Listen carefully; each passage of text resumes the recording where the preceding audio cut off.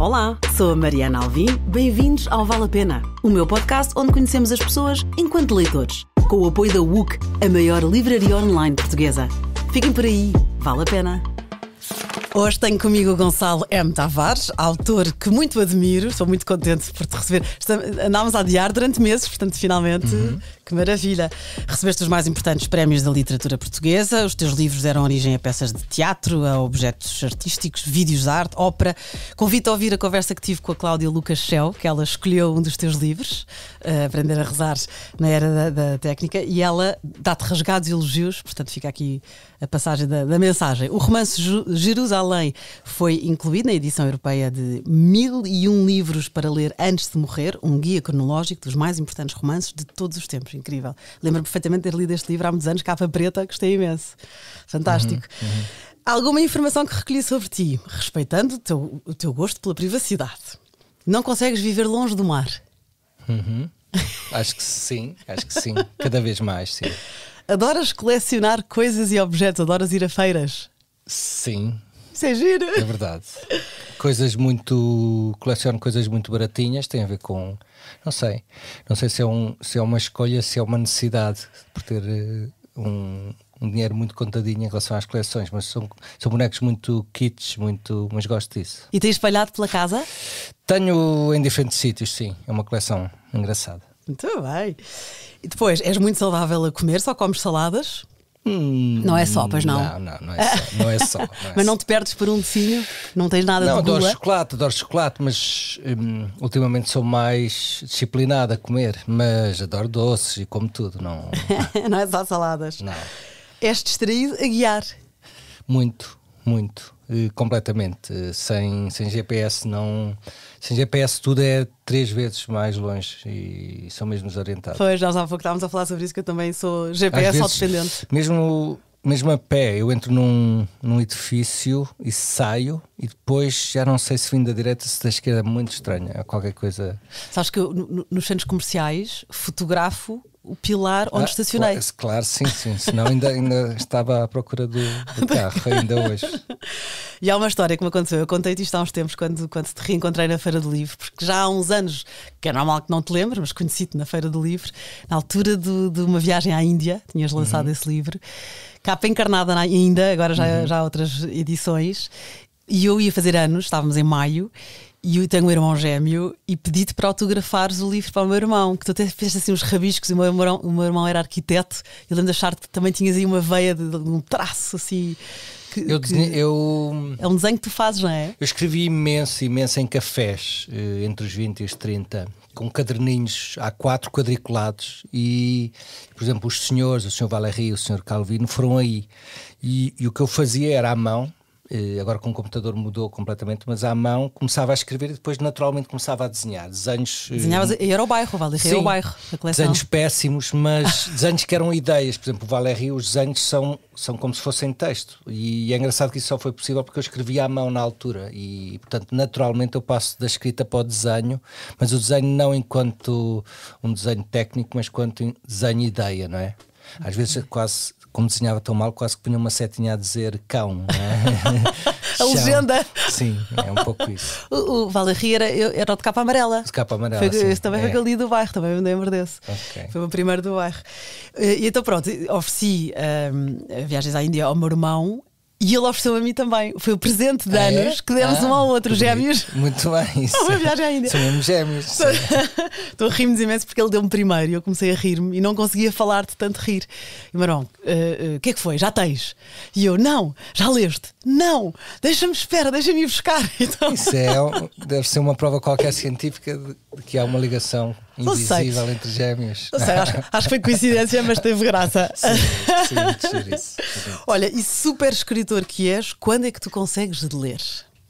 Eu leio sempre, não quer dizer, posso não escrever um dia ou outro, mas eu leio todos os dias, sem exceção. É uma coisa muito orgânica e muito necessária mesmo. Porque o ato de leitura não é apenas os olhos estarem a seguir várias linhas, não é? Tem muito a ver com isolamento, silêncio e portanto eu diria que ler para mim é uma necessidade quase psicológica e física que parte dos pressupostos que são necessários para ler, que são isolamento, silêncio, não é? E quietude, uma certa quietude, e portanto eu preciso estar em silêncio, isolado e quieto todos os dias durante algum tempo, e portanto naturalmente quando estou em silêncio e quieto e etc, leio. Aproveitas? Sim. E tens um género literário favorito? Que escreves tanta coisa diferente para ler algo? Não, eu tanto enquanto escritor como enquanto leitor, a ideia de género literário não é algo que me entusiasma, ou seja, eu acho que a leitura é uma... A leitura para mim é muito uma mistura. Eu sou um leitor muito desorganizado, por exemplo, eu leio 5 páginas de um livro, depois passo para 3 páginas do outro, tal. Posso ter um livro de poesia, um livro de ciência, um livro de filosofia pesada, um livro de ficção e de repente passo de um lado para o outro. Portanto, não é... Para mim, naturalmente, como leitor, os géneros literários estão misturados porque eu leio assim. E não te baralhas, tanto sabe? Tem que ser géneros diferentes quando estás a ler. Não necessariamente. Tem a ver um pouco com uma espécie de sensação de que preciso de uma determinada carga. Por exemplo, de manhã a minha cabeça está forte, digamos. Fresca. Comparativamente com o fim de tarde, etc., está claramente forte. E, portanto, normalmente eu leio ensaio, às vezes filosofia pesada no sentido não muito fácil, e porque sinto que o meu cérebro está disponível, não é? E ao longo do dia se vai mudando, quer dizer, não é impossível para mim ler ficção ou poesia de manhã, porque acho demasiado leve. Não, é como se realmente a minha cabeça estivesse disponível para aguentar uma carga de 500 quilos e aquilo é 5 quilos. Mas ao mesmo tempo, ao fim da tarde e à noite, minha cabeça está noutro estado e também não consigo ler ensaio ou filosofia, leio poesia, ficção, etc., não é? Mas não me lembro de ler ficção de manhã. Sinto sempre que é uma coisa meio aquática e nada tem de pejorativo, é entre o sólido e o aquático, não é? Às vezes quando temos sede é bom ter água, não é? E não ter um sólido, não é? Mas de manhã preciso de coisas mais compactas, acho eu. Bom, e conheces a ti próprio bem. Sim, enquanto leitor. Não, mas ao mesmo tempo enquanto leitor há algo muito quase no limite da demência, de uma certa loucura, porque por exemplo, eu quando vou para às vezes vou de um espaço do quarto para a sala, por exemplo, e levo é maluco, levo 8 livros. Vou ler se calhar meia hora, 1 hora, mas levo 8 livros porque naquele momento não sei bem qual é o que quero ler, e ando sempre com uma mochila também cheia de livros, e é a grande decisão quando saio de casa é que livros é que eu levo, não é? Dos dezenas que estou a ler, meio abertos, não sei o que é uma... Mas depende do que não sabes o que vai apetecer na altura. Sim, porque é engraçado que é uma espécie de... Já que és da rádio, é muito uma espécie de apanhar ali aquela antenazita que é entre o 2.3 e 2.4. Por exemplo, às vezes nem é só um autor, é um livro daquele autor, ou seja, e é mesmo uma coisa de afinação ao milímetro, não é? É muito estranho, e portanto às vezes eu tenho 7 ou 8 livros à minha frente que já foram escolhidos, ou seja, de acordo com o meu momento, e depois abro não é este, abro o segundo. É quando estamos no carro e ligas uma rádio, claro, não é? Sintonizas, não está a dizer ouvir isto, não está a dizer isto. Sim. Mas já há uma seleção, o que é maluco é que já há uma seleção prévia. Eu antes seleciono de milhares de livros, seleciono 7 ou 8, não é? Portanto Mas estás tramado quando vais de fim de semana fora ou férias? Sim, é também completamente demente a nível de peso, até porque eu não gosto de ler no digital, então é completamente demente. Vou um dia ou 2 e levo 12 livros, muitos que não vou tocar, mas tem a ver com... Eu tenho a percepção de que vou gostar de ler esses livros, não é? E, enfim, é uma espécie de possibilidades, levar um conjunto de possibilidades e depois escolher, não é? Boa. Então, um dos livros que tu adoraste e que escolheste para esta conversa, Cartas a Lucílio, do Seneca. Sim, eu falo sempre desse livro porque não é um livro que tenha influenciado aparentemente a minha literatura, é um livro que influenciou completamente a minha vida, mas a literatura é resultado de bastante a forma de viver, não é? E, portanto, influenciou de certeza também a literatura, não é? Tem a ver, por exemplo, com um certo alinhamento em relação ao que vai acontecendo à volta. Isso é muito senequiano e muito estoico. Eu sou super tranquilo. Quer qualquer coisa que aconteça à volta de elogios ou de coisas menos boas ou de prémios ou tal, eu agradeço. Quando são coisas boas, agradeço e continuo em frente. Sou muito tranquilo e isso, pronto, eventualmente é uma coisa do DNA, mas depois também foi muito treinado. E nesse aspecto o Seneca é absolutamente esta coisa da pessoa fazer o seu percurso independentemente do que acontece, não é? Viver a vida, é o que ele defende. Sim, e eu não sou aquilo que me acontece, que é uma espécie de síntese que me parece importante, que é aquilo que me acontece é exterior a mim e, portanto, as minhas decisões é que fazem parte de mim. O que me acontece é exterior, não é? Enquanto viver, continua a aprender a viver. Sim, é muito sobre como usar, por exemplo, a primeira carta das cartas a Lucílio. O Lucílio é uma personagem que ainda há hoje a discussão sobre se é histórico ou se existiu ou não, mas a primeira carta é sobre o tempo e é uma carta incrível, que é o Seneca a escrever ao Lucílio a dizer: bem, tu queixas-te de falta de tempo. É engraçado que era uma carta que toda a gente devia ler hoje, por exemplo, quando dizem que lhes falta de tempo, que é quase insultuoso em relação aos avós ou bisavós que se calhar para comer para arranjar a comida precisavam de 1 hora ou 2, para ir às vezes ter água ou para aquecer uma coisa precisavam de horas. Portanto, nós que hoje despachamos o que é essencial e necessário, que é para não morrermos, comer, etc, rapidamente, queixamos de falta de tempo, que é realmente uma falta de gentileza em relação aos bisavós. Mas o Seneca dizia, precisamente, queixas-te da falta de tempo. Lucílio, há 2000 anos, ele queixava-se da falta de tempo. Foi 4 anos antes de Cristo ele Sim, aliás, nasceu. Esta coisa do clima, enfim, não quero pôr em causa nada, mas quer dizer, há uma quantidade de textos clássicos gregos em que eles estão a dizer: este tempo está maluco, está aqui qualquer coisa, tal. Portanto, tanto o tempo clima, aqui clima, não é? Sim. Ou seja, tanto o clima já estava avariado há 2000 anos, como as pessoas sentiam falta de tempo há 2000 anos. E o Seneca responde nessa carta extraordinariamente a dizer: é simples, pensa bem o que é que fizeste ontem, põe as várias ações e o tempo que demoraste em cada ação e depois define todas as coisas que fizeste, quais são as mesmo necessárias para o teu percurso de vida e quais são as que são, digamos, dispensáveis. E, portanto, amanhã faz apenas as que são absolutamente necessárias e vais ver que não terás falta de tempo. Que maravilha! Mas é tranquilo. Mas é de dizer isso porque de facto faz-nos pensar. Sim, a pessoa está completamente. Diz que, sei lá, o mais absurdo é quando alguém vem dizer que quer muito escrever, é a mesma obsessão deles, e depois faço uma pergunta muito simples, que é: quanto tempo é que tu dedicas a isso, queres mesmo fazer e é mesmo mais importante para ti? E às vezes dizem-me, extraordinariamente: não consigo tempo, eu não tenho tempo, tal. E depois eu pergunto: então, mas tens. Como é que não tens tempo?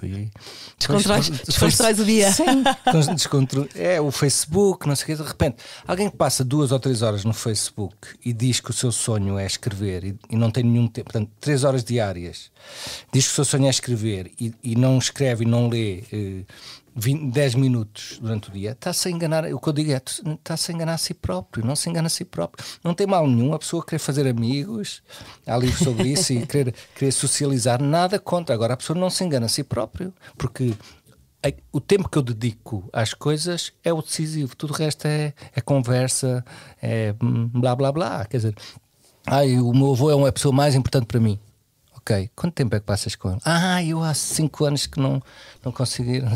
Amigo, então isso é blá blá. Não. E, portanto, é engraçado que a questão do tempo é mesmo uma espécie de prova dos 9 da vida, não é? Quanto tempo é que tu dedicas a isto? Claro que há pessoas que têm que trabalhar, é necessário trabalhar, às vezes para alimentar os filhos, etc, não é? Isso é uma coisa.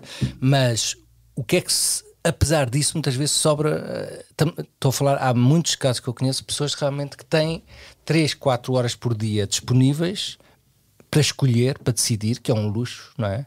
Ou às vezes 5, 6, e a sua decisão tem a ver com likes, etc. E portanto, se a pessoa quer pôr likes ou receber likes, vai para o mundo do like e não se engana a si próprio. É como às vezes quando me perguntam: como é que consegues ler? Como é que tens 3 filhos? Como é que tens tempo? Eu não vejo séries. Eu escolho, não é? Pois, é uma decisão. Não, eu não estou a fazer qualquer juízo de decisão. As pessoas fazem as decisões que querem. Agora, as pessoas enganam-se a si próprio, não é? Acho que se enganam quando dizem que querem muito fazer uma coisa e não dedicam um tempo mínimo. E nesse aspecto, o dia, e o Seneca também ensinava isso, que é mesmo, o dia é a unidade de medida, não dizia isto, mas quer dizer, o dia é a unidade de medida que existe. O que é que fazemos durante o dia? É isso. Porque se a pessoa põe o ano, durante o ano, o que é que eu vou fazer durante o ano, durante o mês, de repente é o dia, e o dia é decisivo. O que é que vamos fazer durante o dia? Quantas horas eu reservo para o essencial durante o dia? Tudo o resto é uma espécie de planeamento anual que faz com que os dias sejam anulados. A única coisa onde nós pousamos os pés são os dias, não é? E nós anulamos muito. Aquilo, por exemplo, que nós fazemos, falo muito sobre isso, aquilo que nós hoje fazemos anualmente, 31 de dezembro e 1 de janeiro, que é como é que está a minha vida, será que devo mudar? O balanço.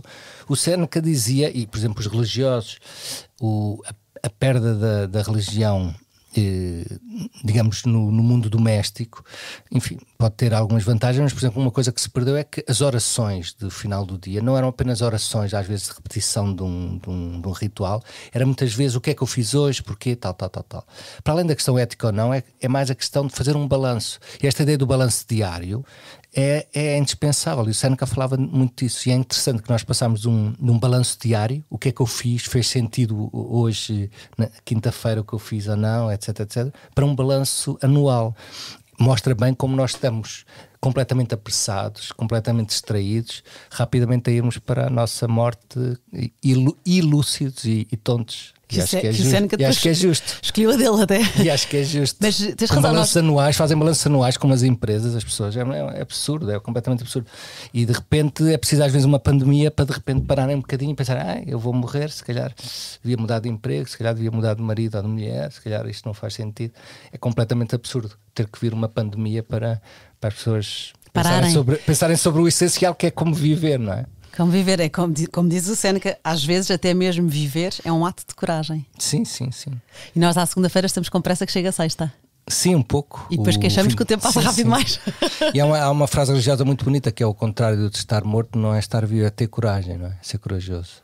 E ser corajoso tem muitas vezes a ver com mudar de vida. Tens de mudar de vida, que é um lema de um poeta Rilke, tens de mudar de vida.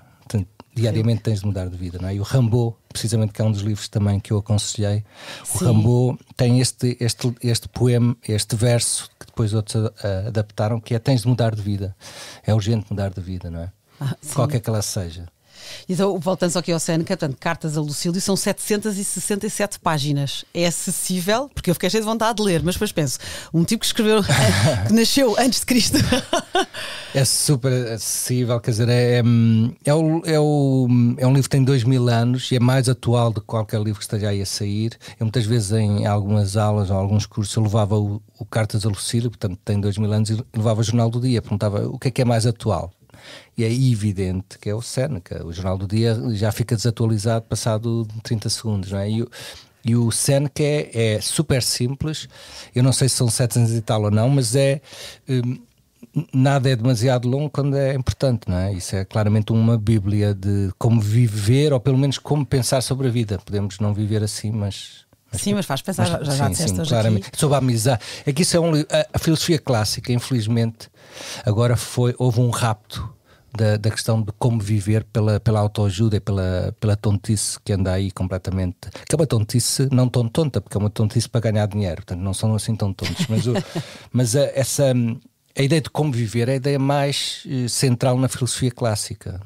O Seneca é como viver, como lidar com a amizade, como lidar com a doença, como lidar com o tempo, como lidar com a morte, como lidar com o desespero, como lidar com a angústia, com a nostalgia, com a morte dos outros, etc. O que é o Seneca? É um tipo brilhante a pensar sobre os temas da vida, não é? Como viver, como é que devemos viver, não pertence aos tontos que dizem duas frases e repetem-nas e depois fazem grandes paragens eloquentes, mas têm muitas vezes pouco cérebro, e acho que é uma das coisas mais terríveis, é a ideia de que a filosofia pertence ao mundo de uma linguagem abstrata qualquer, quando a filosofia quer responder à pergunta básica, é como é que devemos viver? Faz sentido a minha vida? Não faz, mas com substância, faz. Não com conteúdo, não com microfones e a gritar muito, não é? Lúcio Aneu Seneca. Boa, fica então aqui as cartas a Lucílio.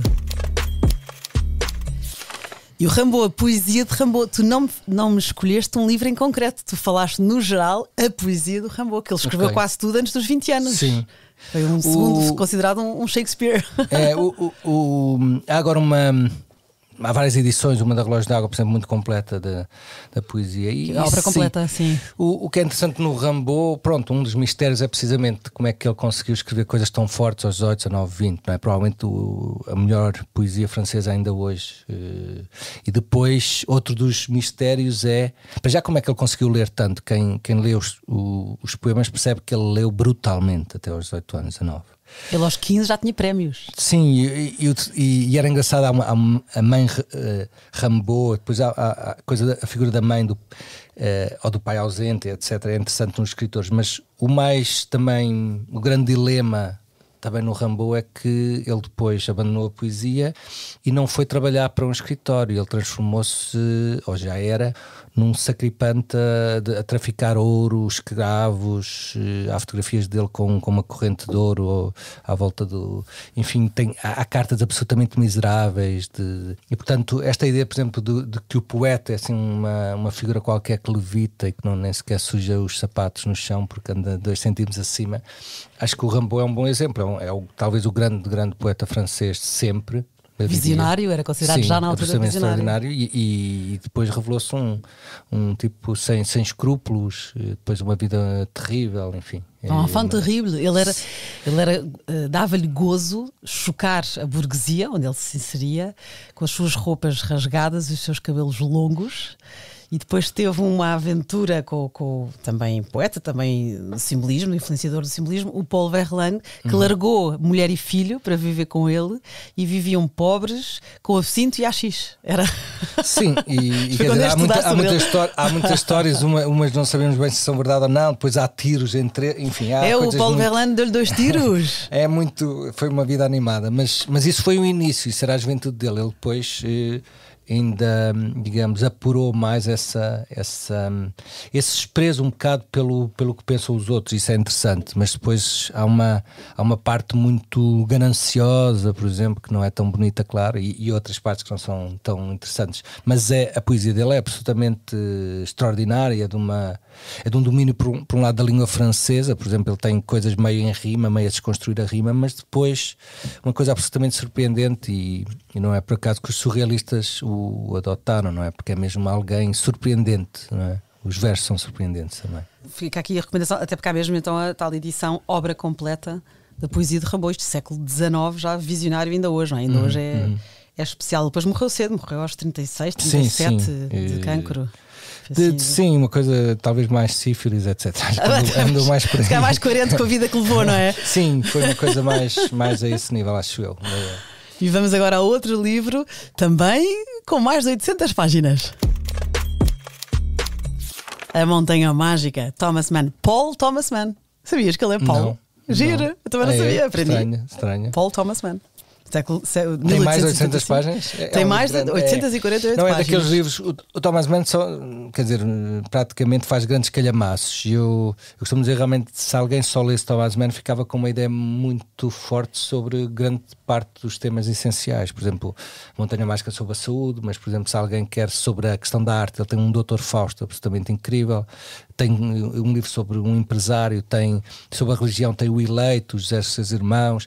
Ele, por exemplo, sobre a família, sobre a questão das heranças, dos irmãos, da relação entre pais e filhos, tem os Buddenbrook, que é a seguir várias gerações desta família. Portanto, o que é incrível no Thomas Mann é que ele pegava cada livro era quase exaustivo sobre um tema, e são enciclopédias ficcionais.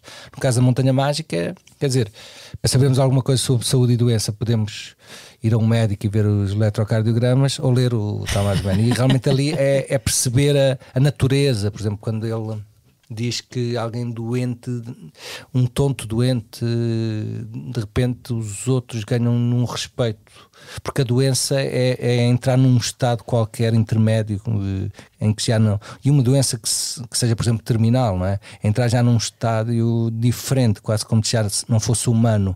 E a pessoa mais mais desinteressante, de repente parece que ganha uma aura quase divina e os outros diante dele tratam-no com o respeito de alguém que está prestes a conhecer o grande segredo que é a morte, não é? Eventualmente. E é um livro maravilhoso em que trocam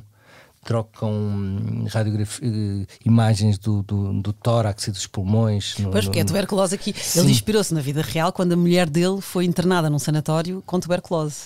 E depois o protagonista da Montanha Mágica é isso, é um homem que vai visitar o primo, mas acaba por lá ficar com sinais de tuberculose.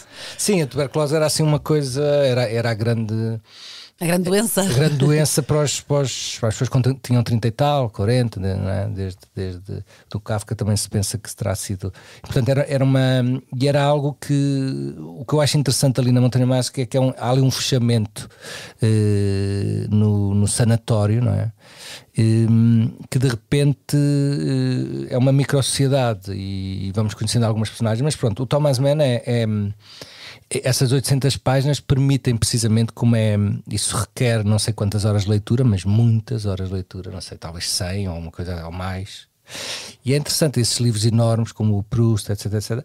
A pessoa, eu lembro quando é que estava a ler, portanto aquilo lembro do período, porque apanha um período de vida e eu acho que isso é muito bonito. Foi quando na tua vida que leste? Então, o Thomas Mann li muito cedo. Muitos deles. Muito cedo.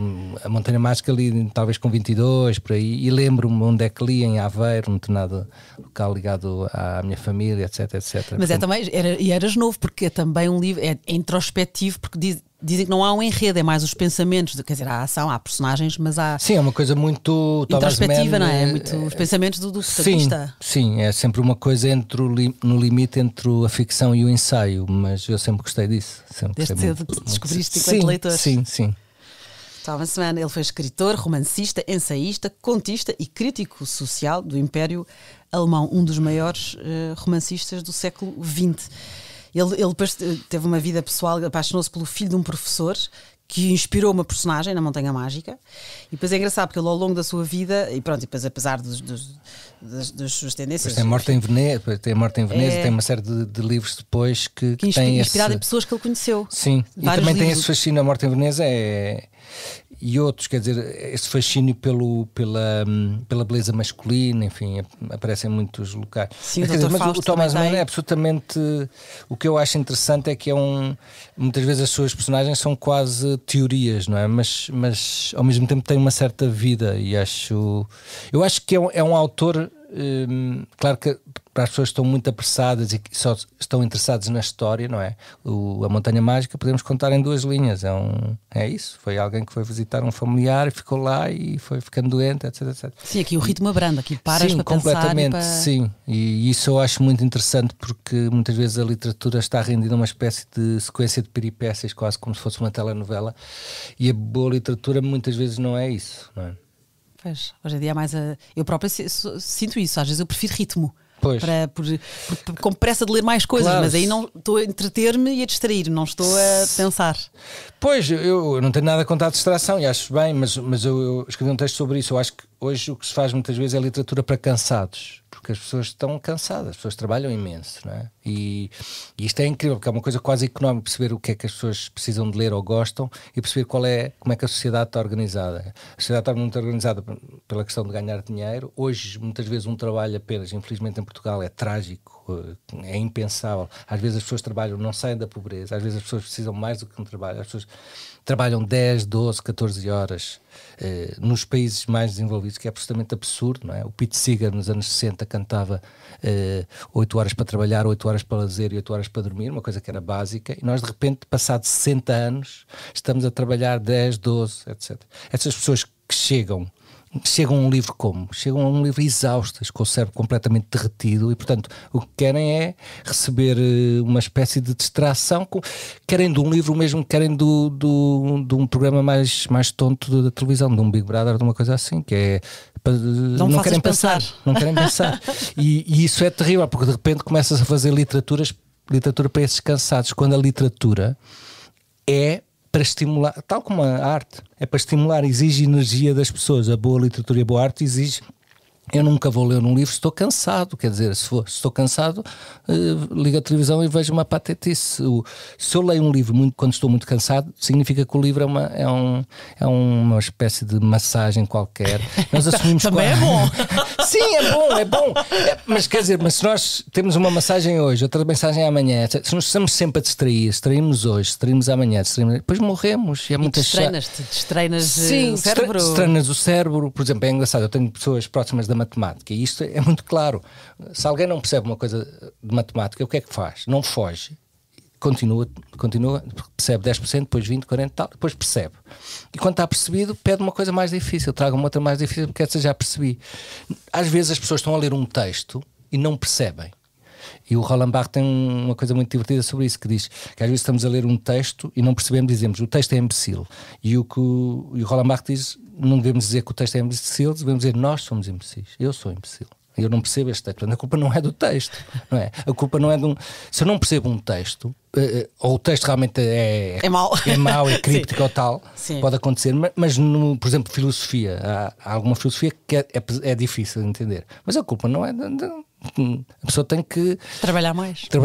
Eu conto muitas histórias, já agora rapidamente, na Nova foi talvez o espaço que mais me marcou, e também um dos professores que mais me marcou na vida, claramente, foi o José Bragança de Miranda. Eu conto muitas vezes esta história, que estávamos num mestrado em Ciências da Comunicação, depois fiz uma tese em pintura com o Mário Grilo, etc. Mas o Bragança de Miranda estava a dar uma aula.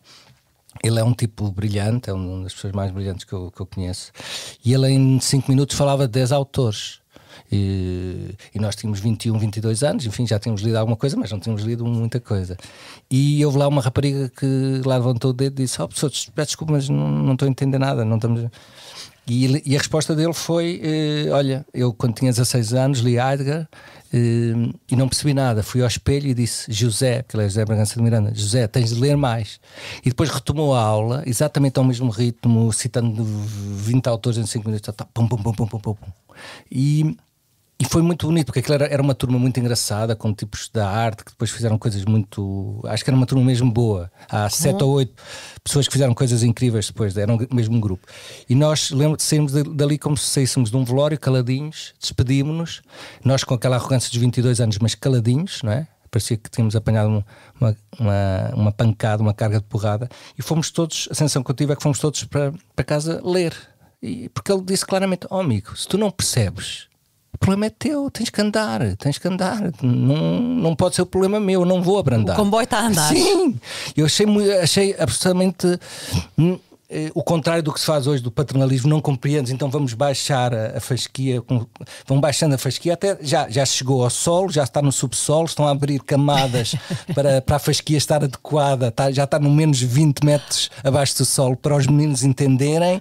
Dão livros, nada contra, mas por exemplo, dão livros, nada contra o Alves Redol, mas dão livros com uma sementinha do Alves Redol para 10, 11 anos. Eu tive um familiar muito próximo que estava a ler em 1984 Orwell, a ver os Simpsons, por exemplo, que era super complexo, etc. E de repente na escola estavam, ele chegou lá a dizer: olha, já viste o que é que me estou a dar? A Sementinha. A Sementinha é um livro que é basicamente, a sementinha estava lá em cima, olhou para as flores e gostou muito da flor, depois desceu. Aquilo é um livro para 4 anos. Para 4 anos, e aquilo esteve, não sei se ainda está, mas esteve num programa dos 11, 12 anos. É absolutamente, é ir diminuindo a fasquia para o subterrâneo, quer dizer, facilitar a vida. Pois. Sim, para facilitar a vida, ou seja, então é a dificultar a vida, porque estão a produzir, é uma máquina de produzir imbecis. As crianças estão precisamente entregues a um paternalismo tão bacoco que faz com que eles, naquele momento em que têm uma energia absolutamente invulgar para aprender, estão a receber festinhas e a dizer: ai, não percebes isto, então vamos. E uma fasquia que vai sendo para todos, não é? Como se, ou seja, é a fasquia mais baixa para todos, portanto é o mínimo denominador comum em vez de ser o contrário. É muito interessante. Portanto, a escola está a escavar, naturalmente está a escavar, portanto já chegou ao solo, está a escavar e de repente... E também às vezes somos nós, até como pais, eu tento pôr os meus filhos a ler, e às vezes não da melhor forma, se calhar, porque quase que às vezes eu obrigo, porque não os vejo a ler por prazer, e não posso obrigá-los a gostar, mas querem curtir. Mas o próprio às vezes realmente por falta de tempo, porque se dá discussão e é chatice, ok, está bem, então lê isto, então lê só, e às vezes sem querer, estou a enfiar o barrete naquilo que estás a dizer, estou a sentir-me também um bocadinho culpada. Não é culpada, mas tens razão. Que bom que é estar a ouvir-te, porque temos que exigir mais sem. Sim, para o bem deles. Sim, claro, para treinar se a cabeça. Se consegues pegar em 15 quilos, não te vou dar um peso de 1. É para treinar a cabeça, senão a cabeça. Quando a cabeça se habitua a fugir quando não entende, então vais fugir toda a vida. E isto é uma coisa da lógica. Se eu fujo quando não entendo, eu vou estar sempre no mesmo nível. Porque aprender é também das coisas muito simples. O que é aprender? É eu estar diante daquilo que eu não sei. Isto é básico. Portanto, ninguém aprende aquilo que já sabe. Portanto, eu estou diante daquilo que não sei, estou ali a esforçar-me um bocadinho, de repente já sei. É isto, é simples. Não? Mas de repente a aprendizagem tornou-se quase em algo de eu vou ensinar aquilo que a pessoa já sabe e que está confortável, que é um absurdo, enfim. Mas era outra conversa. Eu usei outro podcast. Não, mas eu uso essa analogia com os meus filhos, que é da mesma maneira que se vai ao ginásio para treinar os músculos, eu quero que vocês leiam para treinar os músculos da cabeça. Sim, pronto, claro. Em termos leigos, não é? Mas pronto, há uma semana então com a Montanha Mágica, e ele estava a dizer que ele tem muita vida e os seus fraquinhos e os seus amigos inspiraram personagens, não é? O Dr. Fausto, a Morte de Veneza. Ele depois casou, teve 6 filhos e foi Nobel de Literatura em 1929. Fica aqui então esta recomendação. E agora falta só A Poética do Espaço de Bachelard.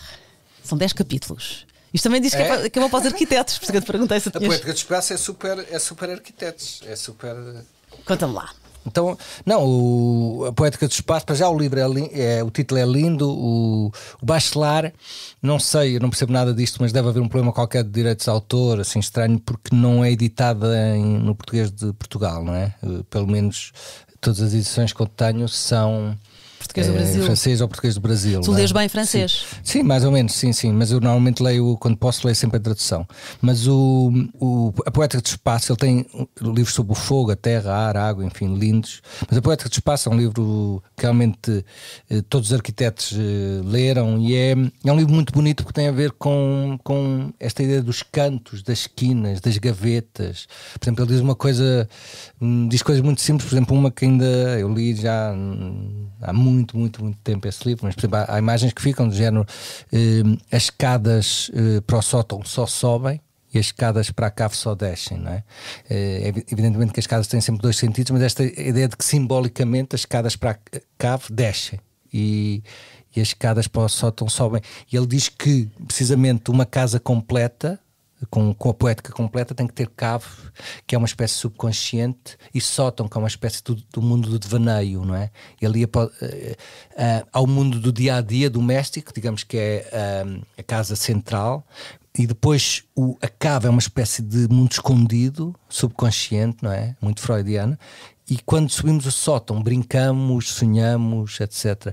Ele tem uma frase, por exemplo, absolutamente maravilhosa, que é a casa, claro que é para proteger da chuva, para podermos estar protegidos dos inimigos e tal, mas acima de tudo é um abrigo do imaginário. Ou seja, é um sítio onde estamos protegidos para imaginar.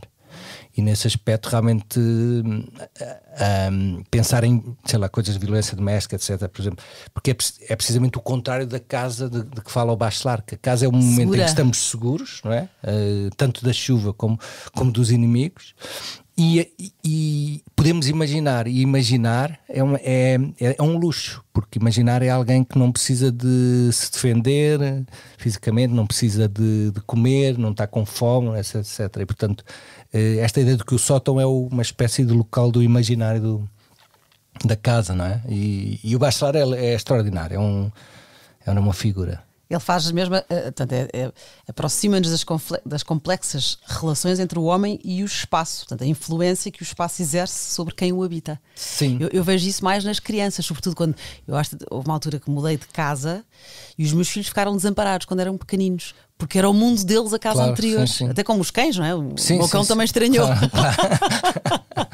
Os cães, então, sabem tudo. Não, o espaço é mesmo uma... E pensa no o espaço, ganha, o nosso espaço doméstico ganha uma poesia, um simbolismo, uma história, tem uma biografia, o espaço tem uma biografia. Por isso é que é tanto mais absurdo quando os velhotes ficam doentes, serem retirados do seu espaço e irem para um hospital e muitas vezes morrerem no hospital, num sítio absolutamente neutro, que não tem história nenhuma, que não tem poética nenhuma, não tem fotografias. Se as pessoas tinham cães, de repente os cães não podem entrar. É como se fosse um rapto bem intencionado. Claro que a pessoa é tirada de casa para o hospital para tentar prolongar a sua vida, mas enfim, era também outro debate. Mas não se pensa, precisamente por não se ter lido o Séneca, não se pensar na morte. O Séneca dizia: temos que pensar na morte para podermos viver bem. Muitas vezes as pessoas, além de não viverem bem, morrem mal. Morrer mal é, por exemplo, a pessoa perceber que tem uma doença terminal e morrer no hospital. Isso é que há muitos que dizem: prefiro morrer em casa. Claro, sim, isso é morrer no seu espaço, não é? Rodeado das suas pessoas. A quantidade de pessoas que hoje, nos sítios mais industrializados, morrem nos hospitais rodeados. Há uma percentagem mínima. Há estudos sobre isso que mostram que é engraçado. Há uma percentagem, sei lá, 10% dos que morrem no hospital em que morrem com os familiares presentes, mas a grande percentagem morre sem os familiares presentes. Há uns que morrem só com um médico ou com a enfermeira presente, e há uma quantidade, eu não sei os números, mas há um estudo à volta de 30% que morrem sozinhos, rodeados de máquina, pip, pip, pip.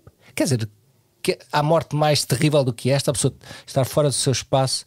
E isto é muito impressionante, que tem a ver com esta ansiedade de viver mais um dia. Às vezes a ansiedade dos filhos, que até é natural, creio que os pais prolongar a vida dos pais, e não pensarem numa coisa, por exemplo, que em África se pensa muito claramente, e não é por acaso que há tanto apelido boa morte, que é: como é que eu vou ter uma boa morte, não é? O que é uma boa morte? Como é que eu quero morrer? Quero morrer rodeado dos filhos, rodeado no meu espaço, aonde? Em Aveiro, em Lisboa? Como? Esta pergunta que as pessoas acham quase insultuosa, não falo sobre a morte que nós agora estamos a viver, de repente é isso, as pessoas não pensam sobre isso e pronto, vão morrer rodeados de bip-bip que é absolutamente terrível. Para ficarem mais 6 meses cá. Sim, e tem muito a ver com esta contabilidade, não é? E entre a boa morte e a duração, claramente a boa morte e isso a filosofia ajuda, porque é isso, a boa morte é muito como é que a pessoa sai de cena, é uma coisa importante, e nós desvalorizamos isso, temos tanto medo que nunca pensamos sobre isso, não é? Tens toda a razão. Estás-me a fazer pensar imenso. Estou a adorar esta conversa, vou ouvi-la outra vez.